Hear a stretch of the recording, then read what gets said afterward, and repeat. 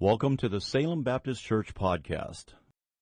So tonight is really probably part 2 of what we talked about last week. So if you're not with us, we talked about artificial intelligence, which might seem like an odd thing to address in a church setting, but those of you who are here last week probably remember that it comes with a lot of ethical, moral, and spiritual implications that we were able to talk about and discuss in detail. That talk is now available online. You can find these on YouTube, Spotify, Apple Music, where our sermons are posted. So if you miss one, you can check it out. And this really is part 2. So tonight we're going to talk about social media, but more than that, we're talking about screens. We're talking about smartphones. We're talking about the internet. We're talking about all of these devices and content that comes to us now that, quite frankly, 20, 30 years ago did not exist. And so tonight, we're going to kind of cover it from a broad perspective. And as we get ready to get started, I want to remind you, I'm going to be talking through the study tonight.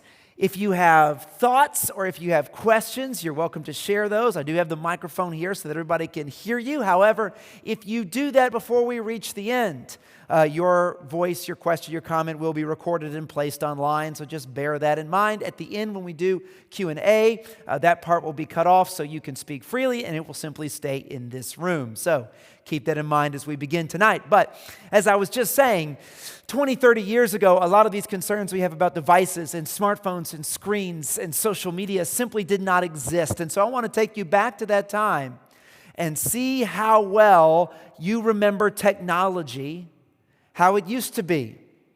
The world that we grew up in, came of age in, used to live in, a world that the students currently meeting at the top of Building C over there, the kids currently meeting over in Building D, will never know and will never understand. And so I want to kind of be an archaeologist here and show you some artifacts from the distant past and see if you recognize them. And I'm just going to go ahead and say, Roy, you can't answer all of these, okay? Though I know you probably could, okay? So let's see if I can get it going here. Come on. Now I'm having technology. Maybe. It was working. Nope, not coming. Of course. It was working fine a second ago. I will walk back here. I know, right? It's great when it works. Right. John, can you hit the space bar on that? Oh, wow. Wait a minute. I think I know what's happening, John. Hang on. I think Spotify was selected instead of this. There it is. It works now. I was changing the music instead of the screen. Isn't this a great introduction? Okay, so here we go. Let's take our journey back in time. How many remember what this is? Give me a hand. All right, Melissa, first hand. What is that? Walkman. All right, it's a Walkman. How about this one right here? Answering machine. There it is. Okay. How about this right here? Atari. There it is. That's right, Roy. Well, this is what we had, okay? And those games were really fun for about 10 minutes. Yeah. And then you're like, I can't do this anymore. Anybody remember one of these? Boombox, right? I mean, can you imagine someone walking down the street holding a boombox today? No, you can't. But I remember when I was a kid, I got my very first boombox with a CD player. Oh my goodness, that was a life-changing moment. And now, of course, my collection of something around 300 CDs is totally worthless. Just sits in the attic. Still sounds better though, right? Come on. How about this? 3.5-inch floppy disk. It holds like what, a megabyte? So basically one picture. Yep, but that's how we used to transfer our data. A lot of my school papers and reports went on things like that. How about this? Pager, remember that? They couldn't call you, so they called your pager, and then you would go find a payphone, right? One of my best friend's fathers was in the payphone business. Bless his heart, he wasn't in it for long. I don't think we have payphones anymore. Remember the little cards you could get, the calling cards? Oh, yeah. How about this? 8-track. 8-track, yes. I actually did not own one of these, I'll confess. How about this? Polaroid. Yep, now we can just take a picture with our phones and look at it. But back then, remember that? You shake it, you wait for it, it slowly starts to appear.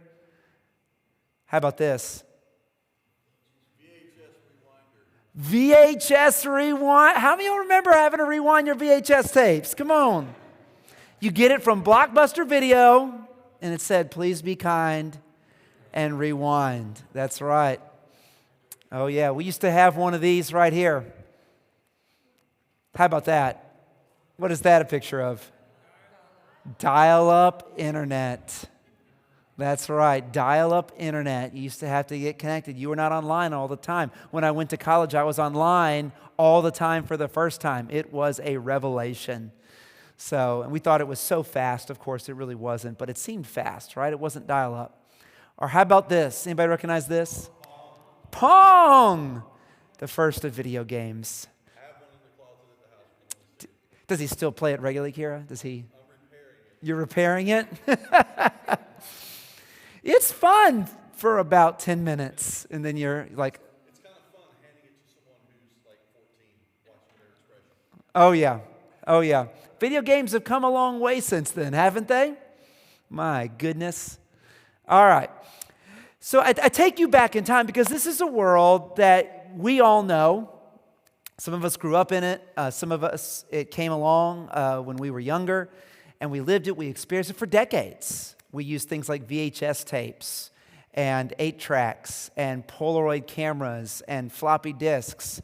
But our kids will never know what that world is like. That world has really, I would say, it started to disappear in 2007 with the introduction of the iPhone.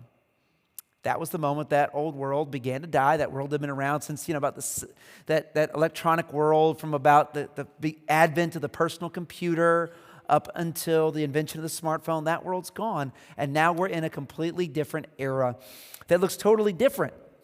And if we're not aware of that, not only are we not going to be prepared for it, we're not going to be able to raise the next generation. When I was a teenager, adults would, in church, for instance, would say, things are different than from when I was a kid, right? They hadn't grown up with MTV, to use an example, or cable television, or compact discs. But the experience of growing up was pretty much the same, right? There were a lot of similarities with the way someone grew up in the 60s compared to how someone grew up in the 80s or the 90s. And even when I began in student ministry back in the early 2000s, I could say the same thing to the teenagers who were in our group. But with the advent of the smartphone, with smartphone usage passing 50%, in other words, 50% of teenagers having smartphones around about 2011, 2012, the world changed. And the experience of growing up changed as well. So that now when I look across to my 8th grade son, I can say, well, the world you're growing up in is indeed different, and some of the experiences you're having I can't relate to because technology has transformed them. And so we have to be aware of that, not only for ourselves, but for our children, our grandchildren, and for the next generation coming up in the church. So let's talk about some numbers here tonight that I'm going to share with you. First of all, social media. Social media is a big part of this transformation. And here are the numbers from 2024, Pew Research, so last year. 83% of Americans use YouTube, 68% Facebook, Instagram 47%, Pinterest 35%, TikTok 33%, LinkedIn for you professional types 30%, WhatsApp 29%, Snapchat 27%, Twitter or X 22%, and Reddit 22%. So these are the most popular social media platforms in America if you count YouTube as a social media platform. Now, depending on your age, probably depends on which one you're going to use. If you are on the younger side, you probably favor Instagram or TikTok, which I think is the second most popular social media app among Gen Z. So, those who are age 13 to 24. And then they also like using YouTube. 93% of those who are 18 to 29 use YouTube, which, by the way, let me say, those in that age 18 to 29 or those who are 13, 14, 15, 16, they're not watching TBS. They're not watching ABC, CBS. They're not interested in the latest sitcom that just came out on NBC. In fact, they're not even really watching Netflix. For the most part, they're on YouTube. So your average 15-year-old, the number one place that they're turning for entertainment and content is YouTube, even more than the streaming services that replaced the old ways we used to get entertainment. Now, if you're older, you probably favor Facebook. But even though they don't use it as much, those who are 65 and older, about 60% of them, so almost 2 out of 3 of the 65 and older are on YouTube. So there you go. Put that up there. All right, next one. Let's talk about screen time for a minute. How much time do we spend in front of screens? So the average American spends about 7 hours a day on screens. And actually that note there, leisure, not school, is for teenagers, which is coming up next. So 7 hours a day on screens. Television, iPads, computers, iPhones, Android, you name it. If it's on a screen, the average American is spending about 7 hours a day on it. The average child, about 8 to 12 years old, spends about 4 to 5 hours a day on screens. That does not count school usage. That is leisure time that they are spending with a smartphone. And I can tell you, with 2 boys in 5th grade right now, that yes, the 4th and 5th graders have smartphones and tablets and computers. The average teenager spends about 7 to 9 hours a day on screens. Again, that is leisure time, not school time. It varies from kid to kid, but that's about the average amount of time. So we're spending a lot of time in front of screens or screen adjacent. With this, we may be doing something else, but the screen is on and we can watch it. Let's now talk about devices. 95% of teenagers ages 13 to 17 have access to a smartphone. 95%. 88% have access to a computer, and 83% have a gaming console. So most of them have some form of internet-connected device. Next one here. 96% of teenagers use the internet every day. 46% say that they are online constantly. The gap between being online and offline is simply non-existent for about 1 out of every 2 teenagers in America. But let's not just pick on the teens. 98% of adults have a cell phone. 91% have a smartphone. So over 9 out of 10 American adults ages 19 to 99 or 109 have a smartphone. Out of the world's 7 billion, well, it's probably 8 billion people, 6 billion people have mobile phones and 4.5 billion have toilets. Yes, you heard that. More people have cell phones than have a toilet. If I'm picking, I might pick the toilet personally. That seems to be more critical, but that's the state of the world that we live in. The average person touches their phone 2,617 times a day. And we check our phones anywhere between 58 and 205 times a day. The studies are all over the place on this, but at the high end, the studies say on average 205 times, the low end 58 times. I think if we were to know the number for ourselves, we'd probably be disappointed in ourselves. So how many of you check your screen time stats on your phone? Testify. Anybody look at your screen time? No one ever looks at their screen time. Russ does. Thank you, Russ. Okay, I see that. I see that hand, Roy. Yeah, you should. Most people, when they do discover, they spend far more time on their devices than they realized. What was that? It does.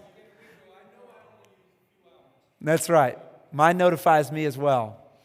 So, with all that said, that's a little bit of the background. And what I'm trying to share with all of this stats and information is that social media, internet devices are ubiquitous. They're everywhere. Almost every American child, every American teenager is connected to them in some way, shape, or form. This has transformed childhood. It's transformed adulthood. I have seen, and I know you have seen, senior adults who are just as glued to their phones as teenagers are.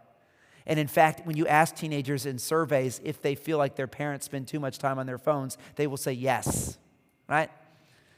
They'll say, hey, I wish that they spent more time on me. I remember we had little kids at one point. We used to go to the playground. We go to the playground. The kids are playing. Where are the parents? They're sitting on the bench of the playground watching the phone and not the kid. Kid has broken his arm, is screaming. Parent is scrolling TikTok. This is just the world we live in. These things are everywhere and they're transforming life. But there are some things that have changed in the last couple decades since the advent of the smartphone that suggest some possible issues that have been brought about by this technological revolution. I want to share some of these issues with you. Now, these are issues I'm not focusing on the positives, okay? Just this past Sunday, every Saturday night, it's pizza night in our house. I pull out my phone, open up my Domino's app, and with the tap of my finger, I reorder Domino's just like that. Praise God. I don't have to go to the phone book, flip over to the pizza page, find that Domino's number, type it into the phone. You all remember that when the phone was on the wall of the kitchen? You remember? How many of y'all remember dialing a number, right? And then you mess it up, you hang up, you got to dial it again. Right? Then you get to Domino's and now you're on hold because it's Saturday night and you got to wait there for 10 minutes till someone can take your order. Now I tap a few buttons. It's available. I've got a tracker to know when it's ready. I can see that it's in the oven. I can go get it. There are some beautiful things about technology that we are so thankful for. When we lived in Atlanta, far away from grandparents, my parents, my wife's parents, they could talk to their grandkids through FaceTime. What a tremendous blessing. The gospel is being spread to the nations far faster because of technology. So many good things. However, the way that we do technology now has impacted our mental health. Did you know 49,000 people died from suicide in 2023? Last year we got numbers for 49,000. That's one every 11 minutes. 12.8 million adults thought about it in that year. 3.7 million made a plan to do it, and 1.5 million attempted it. Rates have increased. Suicide rates have increased 37% in the last 20 years. In fact, I was in a meeting with the mayor and police chief, and the police chief of Apex expressed that we have a suicide problem here in Apex. Our suicide rate in this town is higher than pretty much anywhere else in the Triangle. And they, of course, the mayor and police chief are very interested in addressing that, but it is an issue here. According to the Centers for Disease Control in 2023, 40% of teenagers had persistent feelings of sadness or hopelessness. Depression has increased rapidly. In 2019, for instance, 1 in 4 teen girls experienced clinical level depression. That's 1 out of 4. According to the National Institutes for Health, 19.1% of Americans, roughly 50 million Americans, have an anxiety disorder. These are just little pieces of information, but I can tell you as a guy who started out in student ministry in the early 2000s that things have changed. Now it's not uncommon. I see probably about 150 churches each year at the summer camps that I go to, and it's not uncommon for a church to show up and the youth pastor or adult leader to say, 18 out of our 20 girls in our group have an anxiety disorder or struggles with depression. The mental health conversation in the lower generations has totally changed. And it's not just girls, it's boys as well. It is a real issue. And increasingly, sociologists and psychologists have been able to link, especially the mental health crisis among teenage girls, with social media use. It's more than just correlation, it's causation. But a lot of these things have risen with the increased use in cell phones. We saw all the numbers for mental health go south at about the same time that smartphone use took off. But there's also consequences as far as what it's doing to us when it comes to sexuality. These are numbers you may have heard before. I'll share them again. At age 11, the average child has been exposed to pornographic content online.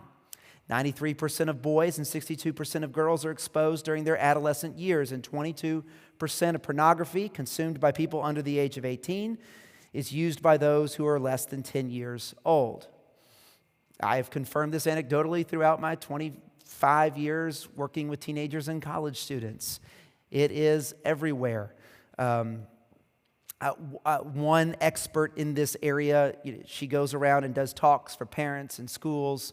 The question she always gets is, when should I give my kid a smartphone? And the answer that she now gives is she says, you should give your kid a smartphone whenever you're ready for them to watch porn. And I can tell you that's true. I can't tell you how many parents I've sat across and said, I didn't realize my 8-year-old was watching it on their iPad. My 10-year-old, my 12-year-old. I can't tell you how many students I've talked to, and same story.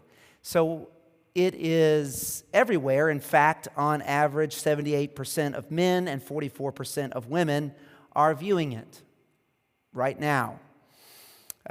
Sexual exploitation is on the rise as well. There's a major lawsuit in Florida against Roblox, the company that makes Roblox, the video game, because of all the sexual exploitation of minors that has taken place through this online video game.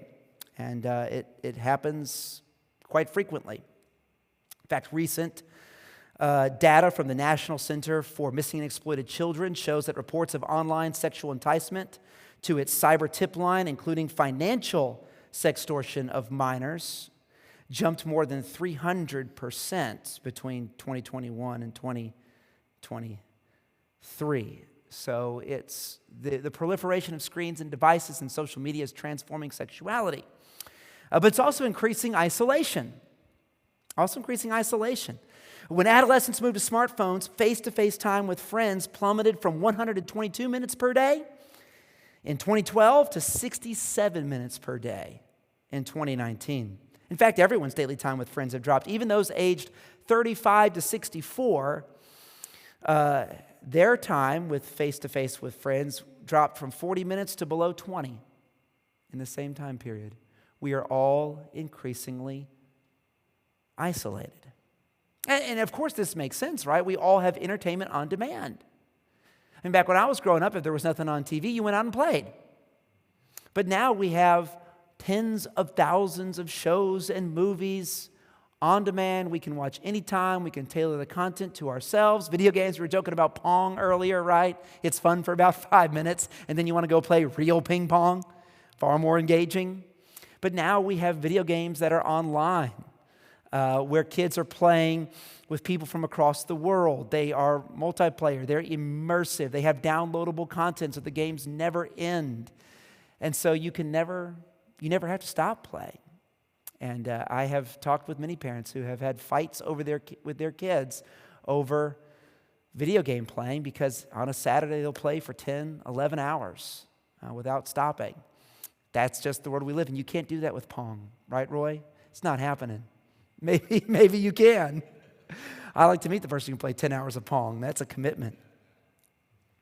So we're more isolated, wedded to our screens and our phones and our devices, and that is not just young people, but older folks as well. Privacy, by the way, is another huge concern that we live in. I don't know if you know this, but when it comes to social media, they're not selling you a product. You actually are the product. The whole goal of social media, whether it's Facebook or Instagram or X or TikTok or YouTube, the whole goal is to capture your eyeballs for as long as they possibly can. And then they turn around and sell your attention. They sell your data to companies who can now market their products to you, market their services to you. That's why they're free. You don't pay a subscription to Facebook. You don't pay a subscription to Instagram or to X or to YouTube. Why? Because you are the product that they are selling to the people who want to influence you for their political cause, for their social project, for the product that they want to sell you. That's what they're doing to our kids as well. They are monetizing us and our data. As a result, privacy, well, it's not a major concern. Fortunately, American companies still, put out a good word about protecting it, but at the end of the day, how much is there really? The average person in the United States has more than 150 online accounts containing personal information. Right? Every online site you bought something from, every service you signed up for, it's all out there still. By the time they turn 18, the average child has 70,000 posts about them online. And imagine what that's going to be like for identity fraud in the future. And let's not even forget polarization, what it's increasingly doing to us politically, right? You can be a Republican or Libertarian on X. You can be a Democrat or progressive on Blue Sky. We increasingly create our own echo chambers on Reddit or on Facebook where the same opinions keep flooding back to us. And we're increasingly divided politically. We can find our tribes online. We're more and more alienated from our neighbors. And we're more and more in touch with people that we have no real physical connection with. And let's not forget about addiction, that people are just attached to their devices. I heard one expert, he described it, he called it the algorithm hangman. That when we go online on our devices and they are learning these different companies, they're learning more about us. And it's like if you play a game of hangman, right? Every time you suggest a letter and you get it wrong, right? You draw a little circle, the head, then you draw the body, then you draw the legs, and then eventually you lose. They've got you. As you give more and more data away, as you spend more time clicking on this on YouTube, typing about that on Facebook, buying that on Amazon, they're learning more and more about you, and they're learning more and more about how to hook you so that you can't ever put your phone down.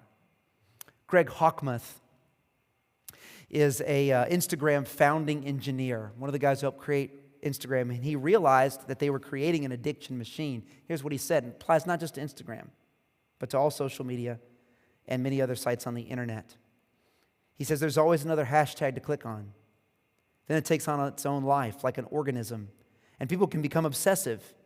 Instagram, like so many other social media platforms, is bottomless. Facebook has an endless feed. Netflix automatically moves on to the next episode in a series. Tinder encourages users to keep swiping in search of a better option. According to Tristan Harris, a design ethicist, the problem isn't that people lack willpower. It's that there are 1,000 other people on the other side of the screen whose job it is to break down the self-regulation that you have. Your 10-year-old never had a chance. Neither do we. There are thousands of other people, and now artificial intelligence, whose job it is to hook you on that thing and to never let you go. And they're really good at it. They're really good at it. So, what should we do? I'm glad you asked. There's some scriptures that I find particularly instructive in this area of screens and social media. And so I want to look at several of those here tonight. I want to begin with Matthew chapter 10, verse 16. Can I get a volunteer for Matthew chapter 10, verse 16? Matthew 10, 16.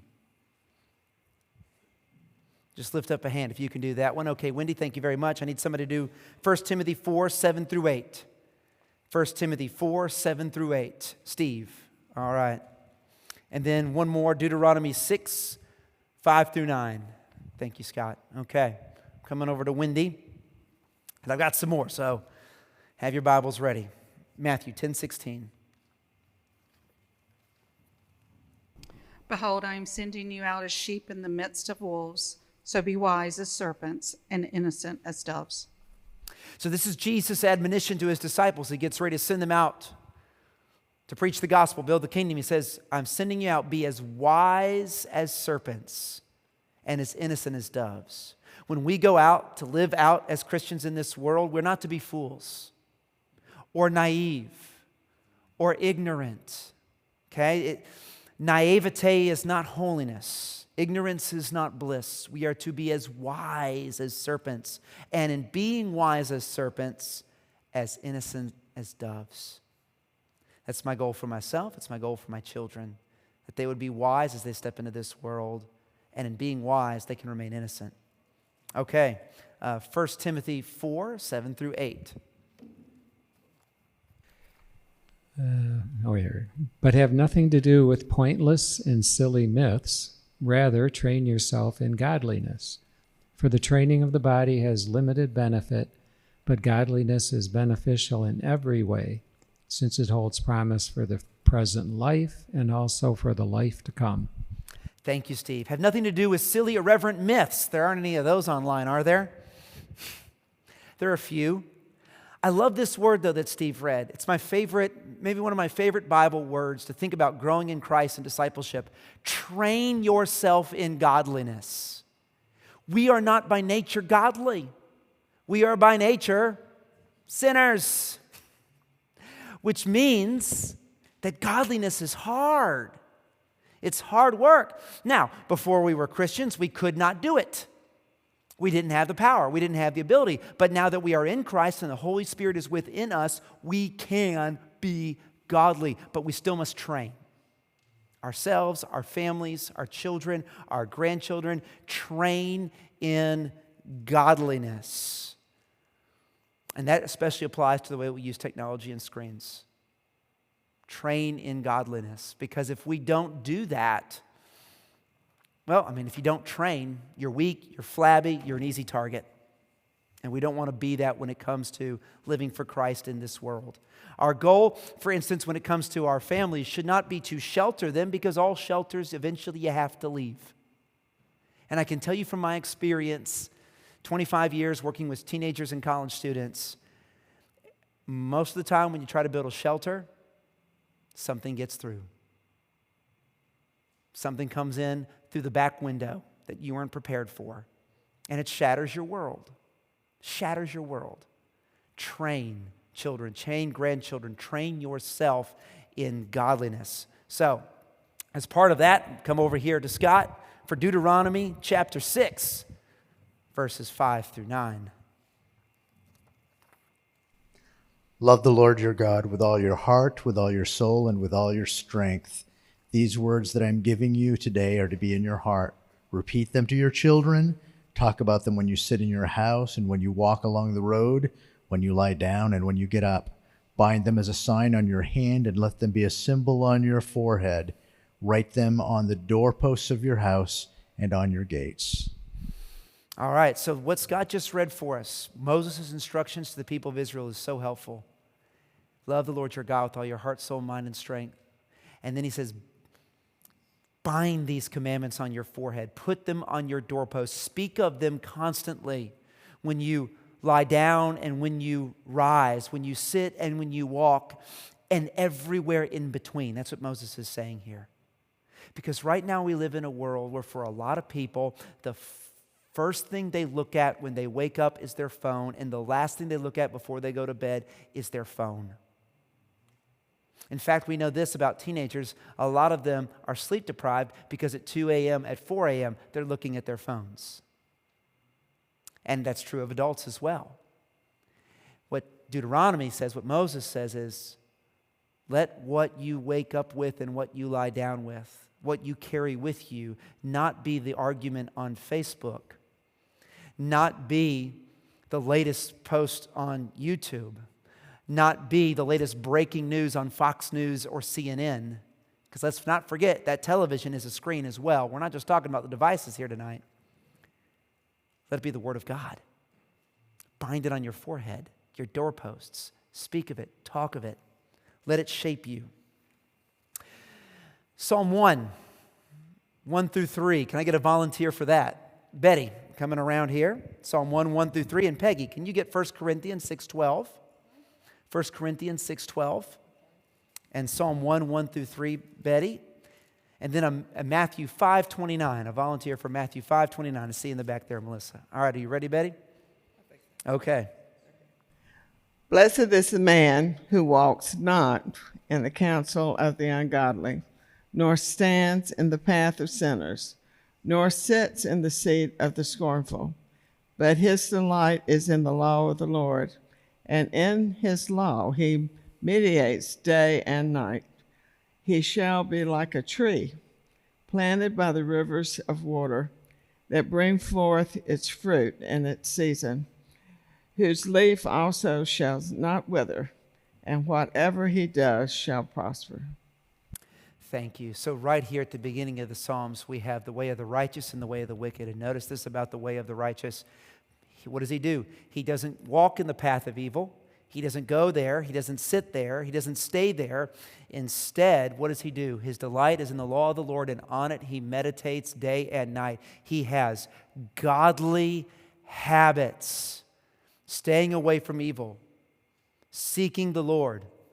And of course, you can find a lot of scriptures that teach this, but we as believers, when it comes to our interaction with screens and devices and technology, we need to have healthy habits in our own lives. Right, again, screens can be a great blessing. I love watching entertainment on screens. It's fun. It's enjoyable. However, we also need to have good habits. Being in church, making that a priority, studying the scriptures. Might I recommend a paper copy that will not pop up a notification while you're reading Leviticus? Because if you're like me, you're chasing that rabbit trail. Because Leviticus can get slow. You know it. You know it. We need prayer, to spend time in prayer, to be in community with other people, to have face-to-face interactions with other human beings. We need to go outside in God's creation. Exercise. One of the problems with screens is it takes us out of our bodies. We're no longer embodied. We're just a set of eyeballs connected to a brain. We need to go outside, exercise, read a real book. Engage your mind for an extended period of time. Only about half of Americans read a book in any given year. Have good hobbies outside of the screen. When you do watch entertainment, watch it with others. We watch together as a family. Play a board game. Do a chore. Embrace boredom. How many of y'all remember being bored, right? Boredom is going extinct in our world today. In our house, we love it. Our kids are bored a lot. And we celebrate it. That's when the best stuff happens, right? So build good habits into your life. Habits that keep you in the way of the righteous and not straying onto the path of the wicked. 1 Corinthians 6:12. I'm coming over here to Peggy for me. 1 Corinthians 6:12. Everything is permissible for me, but not everything is beneficial. Everything is permissible for me, but I will not be mastered by anything. Thank you. Paul is writing here to the Corinthians, and he's making a point. Just because something's not wrong, just because something's not sinful, doesn't mean it can't master and control you. And what Paul is saying in here is we should be a slave to nothing. And if something is controlling you, in other words, if you look at your screen time, and I do recommend you do, and you see that you are spending 6 hours a day on that phone, maybe it's time to step back and say, maybe something is mastering me. If you're spending 10 hours in front of that favorite news channel or watching one old episode after another, maybe it's time to step back and say, is something controlling me? If my kid is playing 10 hours of video games on a Saturday, maybe they have a master and it's not Jesus. What Paul is saying here is we are not to be controlled by anything other than the Holy Spirit. We're not to be controlled by a phone, by a gaming console, by a computer, by a television set, by any of it. And so set limits on what you consume. Set limits on it. You can limit what you own. You don't have to have 5 televisions in your house. You don't. You could have one. You can control where it's accessed. Instead of letting your child access it in the privacy of your room or having it everywhere, have it in one place. You can control when something is used, how long it is used, but make sure that you are not being controlled by your device, but that you are in control of it, whatever it might be. And the same applies to our kids as well. And now Matthew 5:29. I think that's Melissa back here. I'm coming back.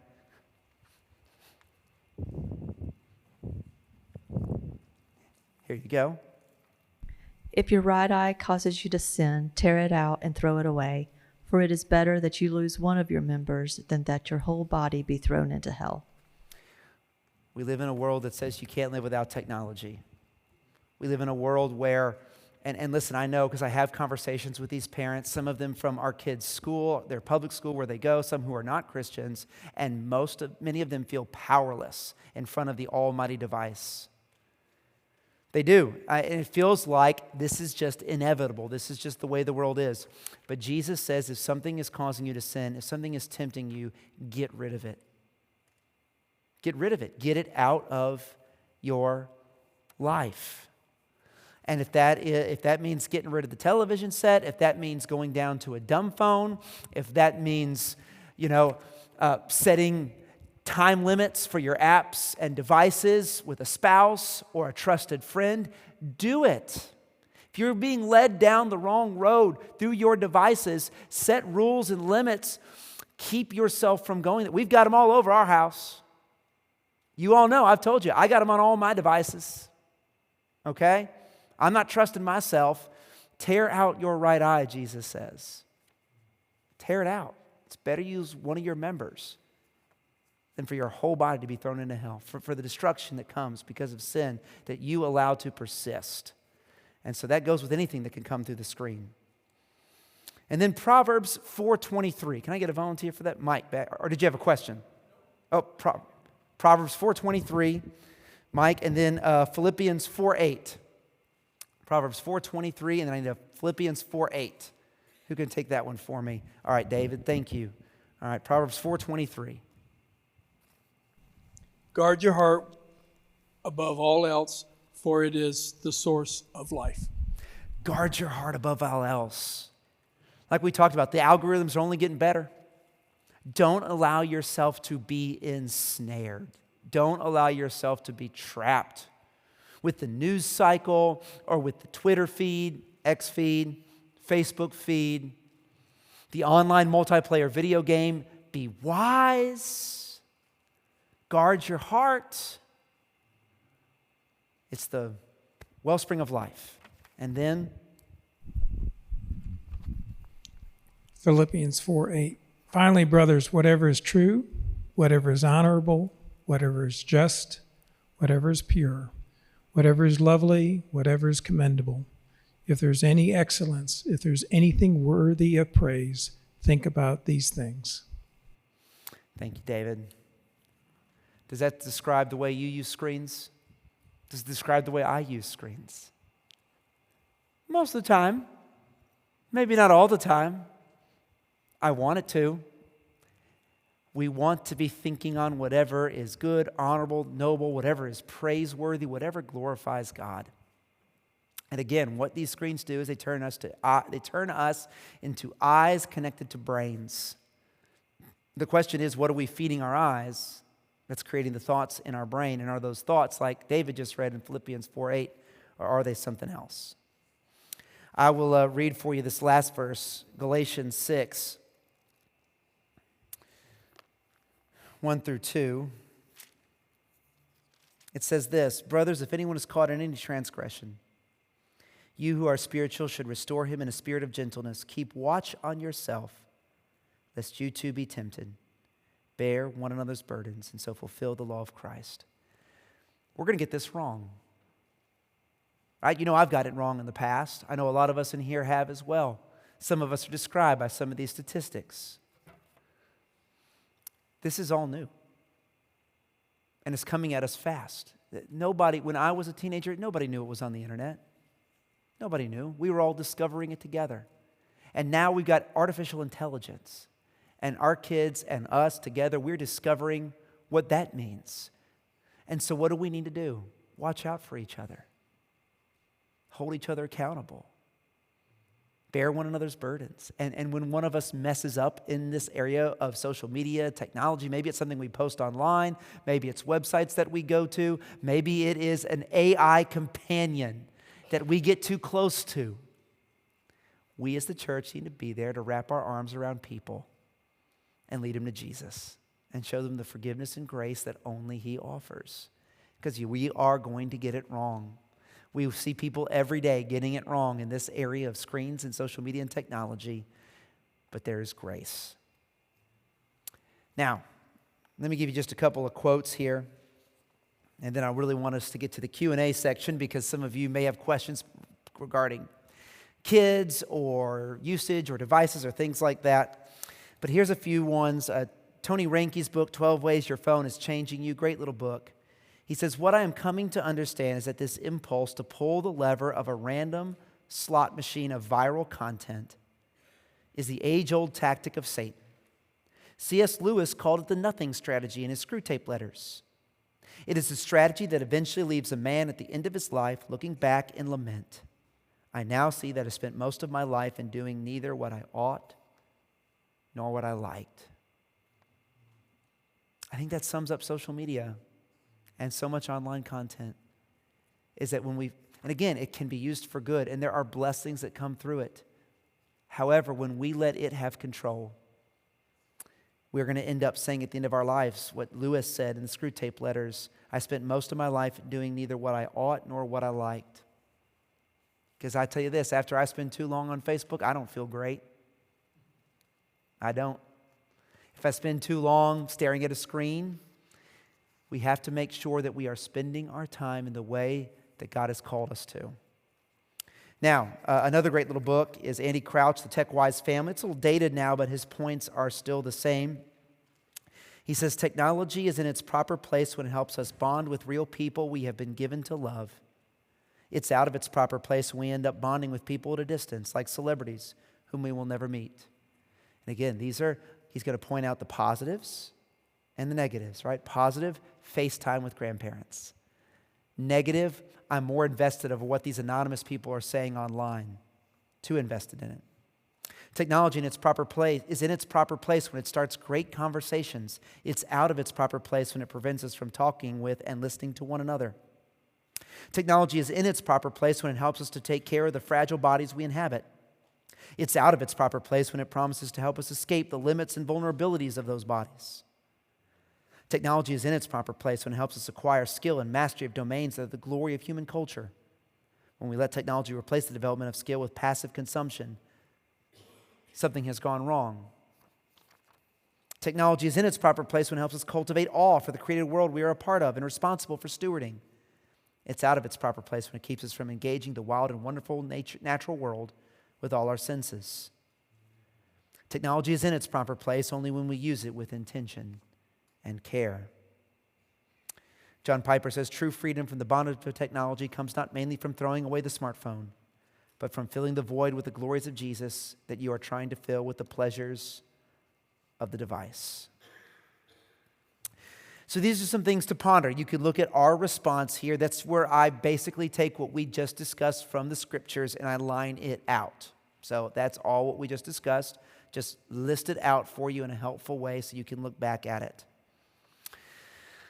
So now, I'll read this last piece here, and then I'm going to take a few minutes to do some Q&A. Gene Twenge, professor of psychology at San Diego State, who's written so much wonderful stuff about this phenomenon, says the Monitoring the Future survey has asked teens since 1975 how happy they are and also how much of their leisure time they spend on various activities, including non-screen activities such as social interaction and exercise, and in recent years, screen activities such as social media, texting, and browsing the web. The results could not be clearer. Teens who spend more time than average on screen activities are more likely to be unhappy, and those who spend more time than average on non-screen activities are more likely to be happy. There is not a single exception.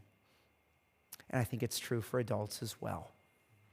If we spend above average time, too much time in front of screens, we are only making ourselves unhappy. And if we spend less, we're increasing our happiness. That doesn't mean that screens cannot be a fun and wonderful and happy part of life. They are. But when they get out of their proper place, whether it's social media or whatever else it might be, that's when it brings unhappiness and misery, loneliness, depression, mental health problems, polarization, and all the other stuff that we talked about. Thank you for listening to the Salem Baptist Church podcast. For more information about Salem, please visit our website at salem-bc.org.